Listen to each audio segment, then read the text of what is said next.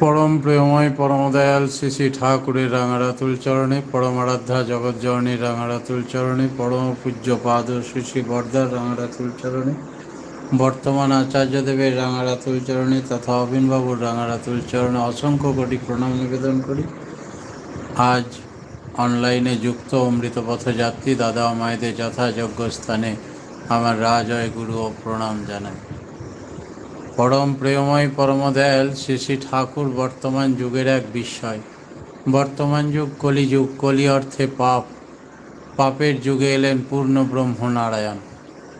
তিনি এসে কলি যেন গ্রাস করে না নেয় তার সৃষ্টি ও সন্তানদের, তাই তিনি অনেক সুযোগ সুবিধা প্রদান করলেন। কি করলে ঈশ্বর প্রাপ্তি হবে, কি করলে আমরা কলির হাত থেকে রক্ষা পাব, তার উপায় বলে দিলেন। তাই নিকৃষ্ট যুগ কলিযুগকে তিনি শ্রেষ্ঠ যুগে পরিণত করলেন। তিনি অকাতরে মানুষকে এই শিক্ষা দান করে কাতারে কাতারে স্বর্গরাজ্যে চালান দিয়েছেন। অল্প আয়াসে ঈশ্বর প্রাপ্তির উপায় বলে দিয়েছেন। তিনি এবার প্রথমে হরে কৃষ্ণ নামে মাতোয়ারা করে যাদের মতিগতি ঈশ্বর প্রেমে মুগ্ধ হয় তাদেরকে ডেকে পৃথকভাবে আর বীজমন্ত্র দান করেননি। তিনি একেবারে উদারভাবে নিজের বীজমন্ত্র জাতি ধর্ম বর্ণ নির্বিশেষে অকাতরে দান করলেন। বললেন, তিজুরির চাবিকাঠি দিয়ে দিলাম প্রত্যেককে, যার যেমন সংগ্রহের আধার সংস্কার সাধনা কৃষ্টি কালচার সে ততটা ঝুলি ভর্তি করে নিয়ে নিক। তাই আমাদের চরম সৌভাগ্যের দিন, কলিহত প্রাণ হয়েও আমরা পরম পিতার বিশেষ আশীর্বাদ পুষ্ট মানুষ। তাই আমরা প্রত্যেক সৎসঙ্গীরা অত্যন্ত ভাগ্যবান। এটা আমার কথা নয়, শ্রেষ্ঠ উপনিষদের রূপকার শাশ্বত ঋষি তিনি বলছেন যে পরম ব্রহ্ম পরমেশ্বর পরমাত্মা তিনি যখন ধরাধামে মানুষের রূপ ধরে আসেন এবং সৎমন্ত্রে দীক্ষা দেন, তার সৎমন্ত্রে যারা দীক্ষা পায় তারা অত্যন্ত ভাগ্যবান। এবং সেই সৎমন্ত্রে দীক্ষা পেয়ে যখন সপরিবার সপরিবেশ তার আদেশ নির্দেশ অনুসরণ করে অনুরাগের সঙ্গে নাম করেন, তখন এই জীবনেই তাদের ঈশ্বর প্রাপ্তির চরম সুযোগ রয়েছে। সত্যতেতা দাপর যুগের মতো জঙ্গলে গিয়ে 200-500 বছর ধরে তপস্যায় ব্রতী হতে হয় না। এই কলিযুগের মানুষ বিশ্বাস কম, ধৈর্য কম, সাধনা কম, উচ্চতা কম, আয়ু কম, সমস্ত কমা মানুষকে তিনি দিলেন সর্বশ্রেষ্ঠ ধন। আর তিনি দিলেন 18 লেভেলের নাম, সর্বশ্রেষ্ঠ আদি সনাতন বীজমন্ত্র, যাতে করে বললেন নামের অনল জ্বালো। তাই এই নামের অনল জ্বালতে গিয়ে মানুষ কলি তুলারাশি, ভাগবতের প্রথম অধ্যায়ে যুধিষ্ঠির যখন জিজ্ঞেস করেছিলেন, কলি প্রারম্ভিলা কম্পিত কলেবর, কি হবে জীবের গতি কহ গদাধর। গদাধর তখন বলেছিলেন, জীবের লাগি আমি যুগে যুগে অবতার। চিন্তা নেই, কলি তুলারাশি, নাম হুতাসন। হুতাসন মানে আগুন। তাই আগুনের কাছে তুলারাশি কিছুই না, পুড়ে ছারখার হয়ে যাবে। তাই আমাদের সুরক্ষা কবচ হিসাবে তিনি বললেন, সব সময় নামের অনল জ্বালিয়ে রাখো। নাম নিরতি ভাঙল যেই, বাড়ল মনের ডাংবাজি, বৃত্তিরোচক যা পেল তাই অমনি সোজা হলো রাজি। তাই নাম নিরতি ভাঙলে হবে না। তাই তিনি বললেন, উষা নিশায় মন্ত্র সাধন, চলাফেরায় জপ, যথা সময় ইষ্ট নির্দেশ, মূর্ত করায় তপ। আমরা প্রত্যেক দিন তার এই বাণীটিকে অনুসরণ করার জন্য, বহু মানুষকে সুযোগ করে দেওয়ার জন্য ভোর 4টে থেকে 5টা, রাত্রিতে 8:30 থেকে 9:30 প্রত্যেক দিন আধ ঘন্টা নিশ্চুপ ধ্যান, তারপরে 20-25 মিনিট নাম ধ্যান সম্বন্ধে ইষ্ট প্রসঙ্গ, 1-2 গান করে আমরা শেষ করি। আপনারা ইচ্ছা করলে সবাই যোগদান করতে পারবেন। তাতে করে মানুষের এই নিয়মিত নির্দিষ্ট সময়ে যদি ধ্যানের সময় না থাকে, স্টিমুলেশন হবে না। আমাদের নির্দিষ্ট খাবারের সময় থাকে, ঘুমাবার সময় থাকে, অফিস যাওয়ার সময় থাকে, স্নানের সময় থাকে, সেই সময় অতিবাহিত হয়ে গেলে আজকে আর খাবো না, সময় পেরিয়ে গেছে। তাই টাইম হয়ে গেলেই খিদে পেয়ে যায় আর রস সিক্রেশন হয়ে যায়, পরবর্তীতে খেলে আর হজম হয় না। ঠিক তেমনি শ্রেষ্ঠ কাজ হচ্ছে ঈশ্বরের সঙ্গে যোগযুক্ত হওয়ার কাজ। সেই যোগ সাধনের কাজের, শ্রেষ্ঠ কাজের সময় কখন জিজ্ঞেস করলে বুদ্ধিমান শ্রেষ্ঠ জীব মানুষ বলে কিনা আমাদের এই সব নাম ধ্যান করার সময় নেই, আমরা ভীষণ ব্যস্ত থাকি, তাই অকাজকে কাজ মনে করি, কাজকে অকাজ মনে করে কলিহত প্রাণের এক অভিশাপ। শ্রী শ্রী ঠাকুর প্রত্যেকটা মানুষের চেতনা দান করতে এলেন যে তোমার জীবনের উদ্দেশ্য একটা, you are for the lord not for others, you are for the lord and so for others. ঈশ্বর প্রাপ্তি তোমার জীবনের একমাত্র উদ্দেশ্য, তাই সব থেকে বেশি গুরুত্ব দিতে হবে ঈশ্বর প্রাপ্তির কাজকে।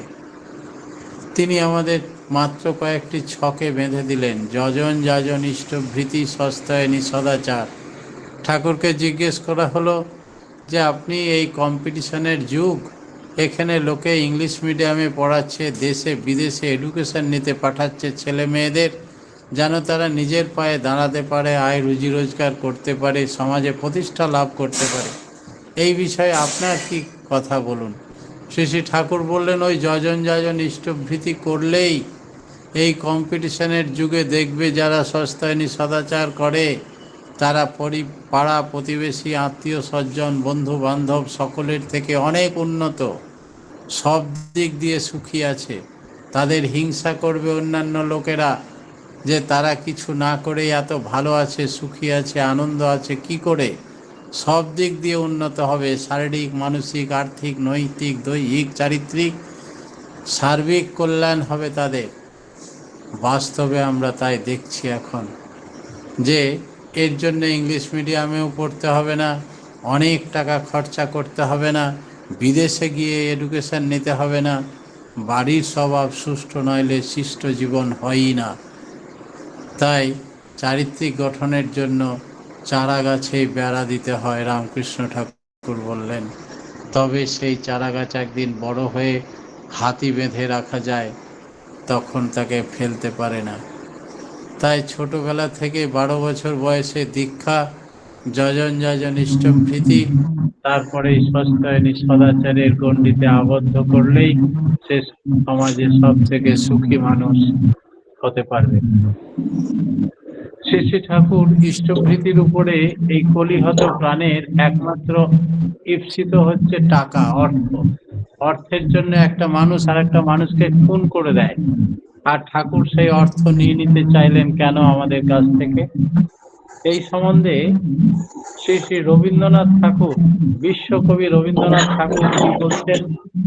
ত্যাগের ফল এই প্রবন্ধে 1908 সালে তিনি লিখছেন মঙ্গলযজ্ঞ সম্বন্ধে, এবং ঠাকুর এটি মাঝে মাঝে পাঠ করতে বলতেন, এবং ঠাকুর খুব পছন্দ করতেন রবীন্দ্রনাথের ত্যাগের ফল পাঠ করতে।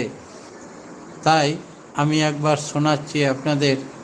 সংসারের মাঝখান থেকে একটা মঙ্গলের যজ্ঞ আরম্ভ করে দাও, সেই মঙ্গল যজ্ঞের জন্য তোমার ভাণ্ডারের একটি অতি ছোট দরজাও যদি খুলে রাখো, তাহলে দেখবে আজ যে অনভ্যাসের দ্বারা একটু টান দিতে গেলে আর্তনাদ করে উঠছ, যার মরচে পড়া তালার চাবি খুলছে না, ক্রমেই তা খোলা অতি সহজ ব্যাপার হয়ে যাবে। একটা শুভ উপলক্ষ ত্যাগ করে আরম্ভ হয়ে তা ক্রমশই বিস্তার লাভ করবে। সংসার তো একমাত্র অহরাত্র সমস্তই আমরা দিই, ভগবানকে কিছু দাও। সেই নিষ্পৃহ ভিখারি তার ভিক্ষাপাত্রটি হাতে হাসি মুখে প্রতিদিন আমাদের দরজায় আসছেন, প্রতিদিন ফিরে যাচ্ছেন, তাকে যদি এক মুষ্টি করে দাও, দান করা অভ্যাস করি, তবে সেই দানই আমাদের সবচেয়ে বড় দান হয়ে উঠবে। ক্রমে সে আর আমাদের মুঠোয় ধরবে না, ক্রমে কিছুই আর হাতে রাখতে পারবো না, কিন্তু তাকে একটু দেব, যেটুকু গোপনে দিতে হবে, তার জন্য এতটুকু খ্যাতি চাইলে হবে না, কেননা লোককে দেখিয়ে দেওয়া মানে সেটুকু একরকম করে অন্য রকমের নিজেই হরণ করা। সেই মহাভিক্ষুককে যা দিতে হবে তা অল্প হলেও নিঃশেষে দিতে হবে। তার হিসাব রাখলে হবে না, তার রসিদ চাইলে হবে না। দিনের মধ্যে একটা দান যেন আমাদের এইরূপ পরিপূর্ণতা লাভ করতে পারে, সে যেন সেই পরিপূর্ণ স্বরূপের কাছে পরিপূর্ণ ত্যাগ হয়। সংসারের মধ্যে এইটুকু ব্যাপার কেবল তাঁরই সঙ্গে একাকী আমার প্রত্যহ একটি গোপন সাক্ষাতের অবকাশ ঘটে। তাই এই মঙ্গলযোগ্য ইষ্টভীতি সম্বন্ধে ঠাকুর জানিয়ে দিলেন, দিন গুজরানি আয় থেকে কর ইষ্টভীতি আহরণ, জল গ্রহণের পূর্বেই তা করিস ইষ্টে নিবেদন। কিভাবে ইষ্টভীতি করব, কতটা পরিমাণ করব, নিত্য এমনি নিয়মিত যেমন পারিস করেই যা। মাসটি যবে শেষ হবে তুই ইষ্টস্থানে পাঠাস তা, ইষ্টস্থানে পাঠিয়ে দিয়ে আরও দুটি ভুজ্যি রাখিস। গুরু ভয় বা গুরুজনের দুজনকে সেইটি দিস। পাড়াপড়শির সেবার কাজে রাখিস কিন্তু কিছু আরও উপযুক্ত আপদগ্রস্তে দিতেই হবে যেটুকু পারো। সবগুলোই আচরণে ইষ্টভীতি নিখুঁত হয়। এনা করে ইষ্টভীতি জানিস কিন্তু পূর্ণ নয়। দৈনন্দিন আহার যেমন ইষ্টভীতি রাখিস তেমন, এইটি জানিস নেহাত কম, এরও কমে কি নয় বিষম। পারলে কমে যাই না, কপটব্রতী হোসি না। ইষ্টভীতির পরিমাণ এবং ইষ্টভীতি কেমন করে রাখবো, কিভাবে পাঠাবো, ইষ্ট বা গুরুকে নিজের জ্যান্ত অভিভাবক স্রষ্টা বলে মনে করতে হয় এবং তার কথা মনে রেখেই আমাদের ইষ্টকে নিবেদন করতে হয়। ইষ্ট কথার অর্থ কি আমাদের আগে জানা দরকার। ইষ্ট মানে অভিলাষ যুক্ত ত সমান ইষ্ট, অর্থাৎ সবারই আভীষ্ট, অভিলষিত, পরম বাঞ্ছিত। ইষ্ট আবার যজ ধাতু থেকে এসছে, অনুসরণীয়, পূজনীয়, যুক্ত ত সমান ইষ্ট, অর্থাৎ যিনি সবারই অনুসরণীয় ও পূজনীয়। ইষ্টই রক্তমাংস সংকুল যুগপুরুষোত্তম রূপে আবির্ভূত হয়ে থাকেন। তিনিই গুরুর গুরু, তিনিই সকলের স্রষ্টা, তিনিই সকলের ত্রাতা, তিনিই যুগপুরুষোত্তম। আমরা এই মানব জীবনে আয়ু পেয়ে থাকি। এই আয়ুটা কি? যে চেতনা বহু পরিবর্তনকে ভেদ করে, অপরিবর্তিতভাবে সর্ব ইন্দ্রিয়ের সঙ্গে স্মৃতিকে বহন করে, বোধ ও বিবেচনাকে নিয়ে চলতে থাকে, এক কথায় তাকেই আয়ু বলে। আয়ুকে অক্ষুণ্ণ অকাট্য রাখতে হলে শারীরিক বিধানগুলি যাতে সুস্থ সবল থাকে, পোষণ ও রক্ষণ দ্বারা তাই করণীয়। এই বিধানগুলির অসুস্থতা আসে মানসিক অসুস্থতা, কর্ম এবং আচরণের অসুস্থতা থেকে। আহার্য এবং পরিপোষণের অসুস্থতা, চলন চেষ্টার অসুস্থতা থেকে। সাধারণত এইগুলি নজর রেখে আমাদের চলতে হবে, তবে তার বিধান বিকৃত হবে না, জীবনকে অধিকাংশই দীর্ঘ করে তুলতে পারি। আর এই বিধান বিধির বিধান, অর্থাৎ ঈশ্বর বা ঠাকুর বা ইষ্ট যে কথা বলেছেন, এই বিধির বিধান মেনে চললে আমাদের সঙ্গে সঙ্গে লাভ কী হবে? না, ব্রহ্মজ্ঞান হবে। ব্রহ্ম কাকে বলে? যেমন একটা ঠাকুর উদাহরণ দিয়ে বলছেন যে মিষ্টির দোকানে গিয়ে দেখলেন অনেক রকমের মিষ্টি। এই মিষ্টির খেলনা, মিষ্টির সরঞ্জাম, ভ্যারাইটিস মিষ্টি, মূলত সেই চিনি। চিনিরই রকম ফের বিভিন্ন আকারে বিভিন্ন নাম দিয়ে বিভিন্ন মিষ্টি সাজানো আছে। তাই চিনি হচ্ছে ব্রহ্ম। তাই পরমপিতা বললেন, নিজে সশরীরে বিদ্যমান থেকে সর্বত্র যিনি একই সঙ্গে বিরাজমান, তিনি ব্রহ্ম। তাই আমরা সেই ব্রহ্মকে গুরুরূপে পেয়েছি এবং আমাদের ব্রহ্মজ্ঞান হতে হবে। জীবাত্মা কি?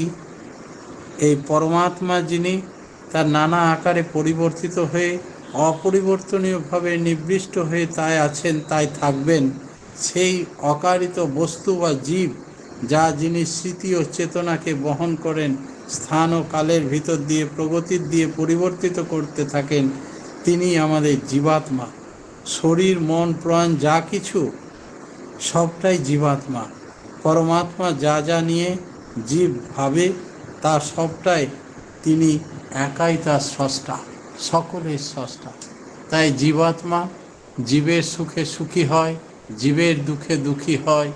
এই জীবনের যে সমস্ত কর্ম করে তা সংগ্রহ করে তার ফল।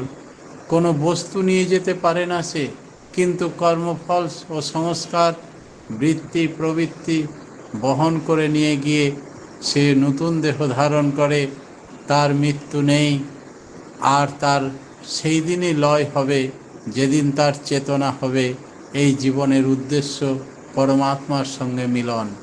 সমস্ত সাধনার একটি উদ্দেশ্য এই পরমাত্মার সঙ্গে মিলন। পরমাত্মার সঙ্গে মিলন আমাদের হবে কেন?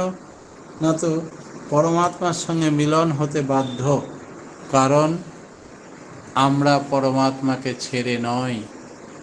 আমরা কোনো শরীর নই। শরীর নই কেন? 84 লক্ষ যোনি আমরা পরিভ্রমণ করেছি, কীট পতঙ্গ পশু পাখি গাছ লতা গুল্ম সব হয়েছি, কোনো শরীর আমাদের কাছে নেই, কিন্তু আমরা একই আছি। সেই আমার চেতনা, আমার পরমাত্মা আমাকে কখনো ছেড়ে যাননি, তিনি আমার চিরসাথী। শরীর আমার ছেড়ে গেছে, বহুবার ছেড়ে গেছে, কোনোটাই মনে নেই কোন শরীরে কখন ছিলাম, কোথায় ছিলাম। এইবারের শরীরটাও থাকবে না, এটাই স্বাভাবিক। তাই শরীরটা আমার নয়, তিনি আমার একমাত্র আপনজন। এই চেতনা মানুষের যখনই হয় তখনই সে সর্বত্র এককে অনুভব করতে পারে। এক অহম বহুস্বামী, বেদের সেই কথা মূর্ত হয়ে ওঠে। যাহা যাহা নেত্র পড়ে তাহা তাহা কৃষ্ণ করে। তখন তার ঈশ্বর দর্শন হয়, তখন সর্বভূতে সেই ইষ্টকেই দর্শন করে। ঈশ্বরকে দর্শন করলে আর কাউরির সমালোচনা করতে পারে না, আর কাউরির বদনাম করতে পারে না, কাউরির বিরুদ্ধাচরণ করতে পারে না। সকলের কল্যাণই নিজ মঙ্গলের প্রসূতি। তাই সকলের শুধু কল্যাণ কাজে ব্রতী হয়, একেই ব্রহ্ম বিচরণ বলে। তাই সংকীর্ণতা কেটে যায়, পিণ্ডি মন ব্রহ্মাণ্ডী মনে পরিণত হয়। ব্রহ্মাণ্ডী মন থেকে নির্মল চৈতন্য রাজ্যের মনে প্রবেশ করে।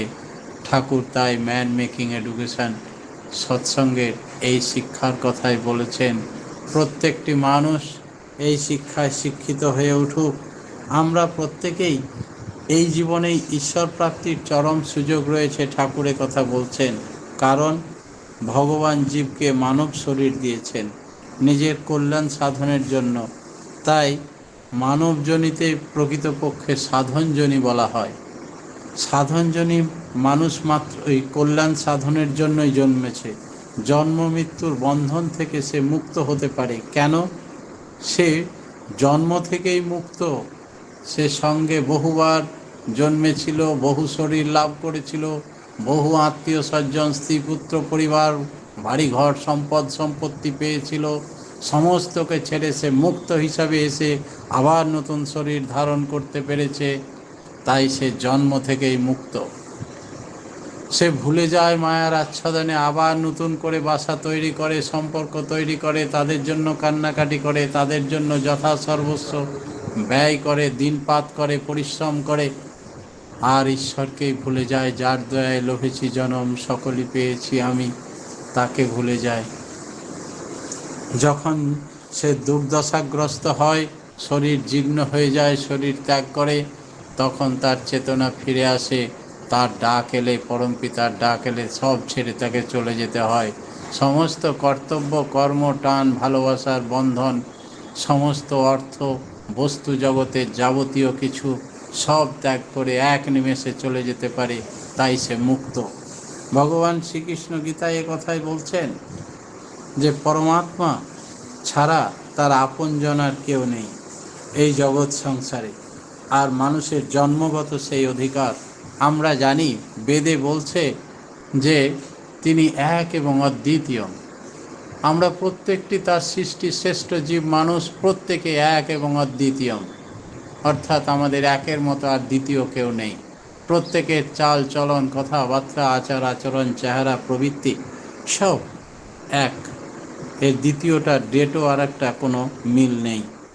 তাই আমরা প্রত্যেকেই আমরা স্বরূপগত নিষ্কাম, নির্মম, নিরহংকার। ভগবান শ্রীকৃষ্ণ গীতায় যে কথা বলছেন যে ঈশ্বর প্রাপ্তির জন্য এগুলো অবশ্যই প্রয়োজন, আর আমাদের সেগুলো জন্মগত অধিকার, আমরা হয়েই আছি। তাই নিষ্কাম, নির্মম এবং নিরহংকার বৃহদারণ্য উপনিষদের ঠিক এই একই কথা বলছেন, অসঙ্গ হায় পুরুষ। অর্থাৎ এই সমস্ত গুণ আমাদের জন্মগত থাকার কারণে শরীর দিয়ে আমরা ভোজন করতে পারি, কিন্তু ভজন করতে পারি না। সাধনার যন্ত্র হিসাবে ব্যবহার করতে পারি, কিন্তু শরীর সাধন করতে পারে না। আমাদের সাধন করে জীবাত্মা পরমাত্মার সাধনায় ব্রতী হয়, আর তার অনুভূতি আনার জন্য শরীরটাকে যন্ত্র হিসাবে ব্যবহার করি। শরীর বা কোনো বস্তু আমাদের ঈশ্বর প্রাপ্তিতে সাহায্য করে না, সাহায্য করে মাত্র, ঈশ্বর প্রাপ্তি করে দেয় না। শরীর, মন, ইন্দ্রিয়, বুদ্ধি যা কিছু এগুলো জীবাত্মারই অংশ। তাই জীবাত্মা সমস্ত কর্মফল আমরা কি কি করব সেই সমস্ত ভগবান শ্রীকৃষ্ণ গীতায় বলেছে, যজেদং ধার্যতে জগৎ। গীতার 7ম অধ্যায়ে বলছেন জগৎকে সত্তাবান করেছে জীব। তাই জগতের কোনো স্বতন্ত্র সত্তা নেই, জীব হলো পরমাত্মার অংশ। মাময় বংশ জীব লোকে, গীতার 15 অধ্যায়। জীবের স্বতন্ত্র সত্তা নেই, জগতের সত্তা জীবের অধীন, জীবের সত্তা পরমাত্মার অধীন। এই জন্য পরমাত্মা ব্যতীত অন্য কিছুই নেই। জগৎ এবং জীব দুই এই পরমাত্মাতে নিহিত আছে। তাই শ্রী শ্রী ঠাকুর যে কথা বলছেন যে জন্ম থেকেই নামের ভাইব্রেশন আমাদেরকে, ওইখান থেকে আমাদের সৃষ্টি। পৃথিবীর যাবতীয় যা কিছু এই নাম থেকে সৃষ্টি। ইলেকট্রন, প্রোটন, নিউট্রন ভাঙলে হয় মুভমেন্ট বা ঘূর্ণন, তাকে ভাঙলে আরও পাওয়া যায় সাউন্ড বা আওয়াজ। সেই সাউন্ডই হচ্ছে আদি নাম বা বীজ মন্ত্র। জেমস জিন্স আধুনিক বাঘা বৈজ্ঞানিক একথা ঠাকুরের মতকে স্বীকার করেন এবং তিনি তার সমর্থনে অনেক যুক্তি দেখান যে পৃথিবীর সমস্ত কিছু বিষয় বস্তু যা কিছু সৃষ্টির মূলে হচ্ছে বীজমন্ত্র বা নাম। সেই আদি বীজমন্ত্র আমরা পেয়েছি, আমরা অত্যন্ত ভাগ্যবান। পরম প্রেমময় শ্রী শ্রী ঠাকুর অনুকূলচন্দ্র আমাদের চেতনা জাগিয়ে দিলেন। কি করলে আমাদের এই ব্রহ্মজ্ঞানের পরেই ভক্তি শুরু হয়, একথা কি করে সম্ভব? ঠাকুর বললেন ব্রহ্মজ্ঞানের পর ভক্তি শুরু হয় কথাটার মানে প্রবৃত্তিগুলি তখন ইষ্ট স্বার্থ পরায়ণ হয়ে ওঠে। তখন আর রিপু বা শত্রু থাকে না। কাম, ক্রোধ, লোভ, মদ, মোহ, মাৎসর্য এই ষড়রিপু তখন ষড়বন্ধু হয়ে যায়।